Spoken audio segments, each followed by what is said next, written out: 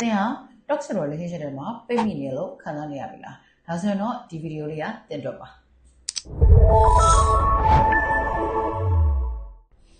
ကိုယ့်ရဲ့ relationship က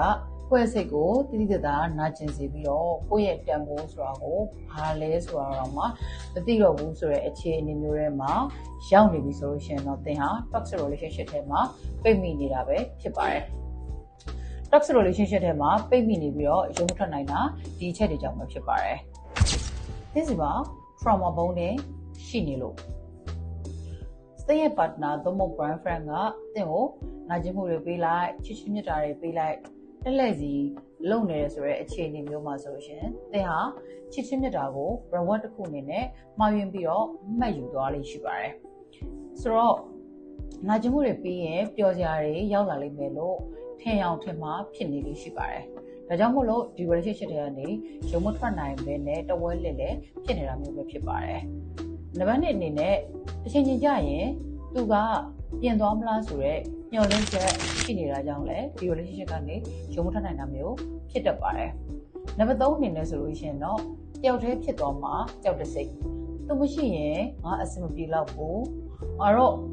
သူမရှိဘဲနဲ့မရှင်သန်နိုင်ဘူးဆိုတော့စိတ်တွေကြောင့်လည်းဒီ toxic partner ပေါ်မှာအစွဲလန်းလုံနေတာမျိုးတွေဖြစ်တတ်ပါတယ်။နံပါတ်4အချက်အနေနဲ့ဆိုရင်ကိုတန်ဖိုးထားမှုနေပါတာ။ကိုကဒီလောက်ပဲအချစ်ခံဖို့ထိုက်တန်တာ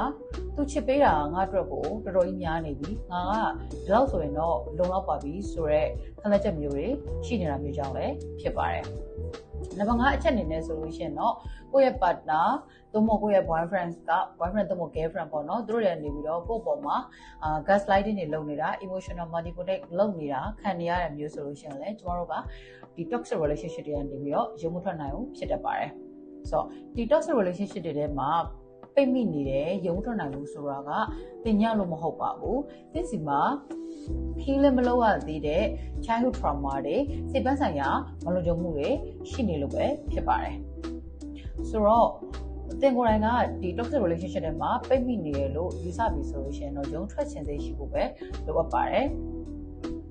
သင်ရော toxic relationship တွေမှာပိတ်မိနေပြီလားဆိုတော့အောက်က comment ထဲမှာဝင်ရောက်ဆွေးနွေးကြလို့ရပါတယ်နောက်ပတ်တွေမှာပြန်လည်ဆွေးနွေးကြပါမယ်ကျွန်တော်တို့ဒီချက်ရတာပါ